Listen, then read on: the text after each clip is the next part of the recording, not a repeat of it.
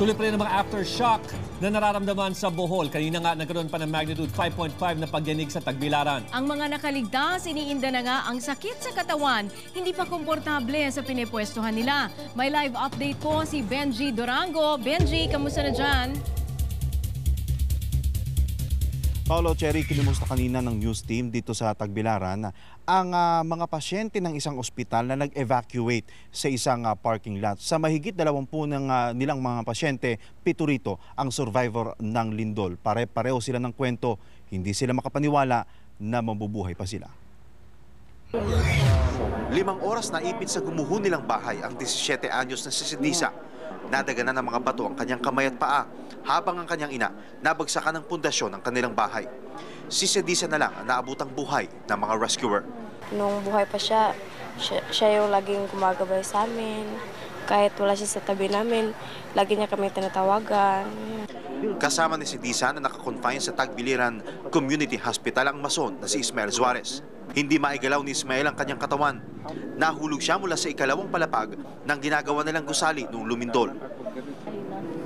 Si Lola Tarcela, nalampasan ng pagkakadagan sa kanya ng pader ng kanilang bahay.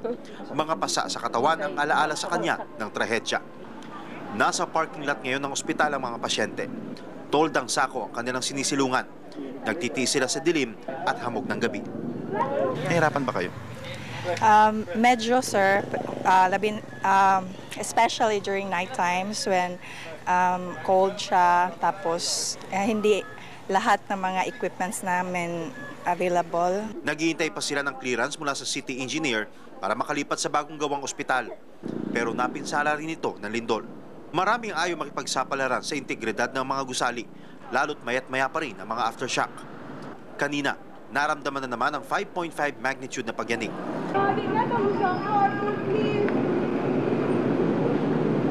Ang mga empleyadong kakapasok lang sa kanilang mga opisina, mabilis na naglabasan. Hello? Hello, nagpipit ka? May ilan pang napaiyak sa sobrang takot. Hindi na patay?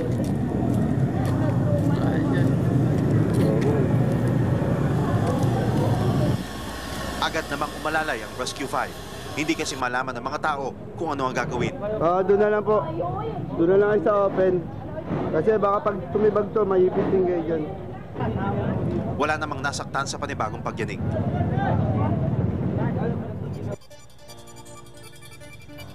Sa tala ng Phivolcs ay umabot na sa mahigit 1,000 aftershocks ang nararamdaman dito sa Bohol as of 5 p.m. kanina. At dahil dyan, itong mga tao hindi tuloy maiwasan na labis ang mag-alala sa traumang kanilang inabot dulot nga ng malakas na lindol noong Martes. Paolo, Cherry. Maraming salamat sa update niyan. Benji Durango nag-ulat live mula sa Bohol.